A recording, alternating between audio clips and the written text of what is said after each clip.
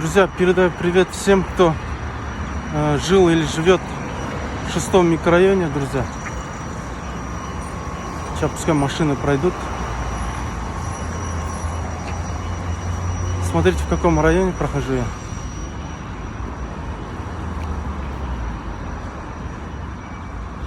Ну, здесь на роще построили вот заправку, потом еще какое-то здание здесь строят. Друзья, смотрите. В принципе, много зданий здесь строится, да? Я помню, мы, когда учились в 6-м микрорайоне, сюда приходили на рощу чистить, да? Ну, это раньше, помните, да? Вот этот труд, он всегда, ну, как бы, с положительной стороны пропагандировался, да?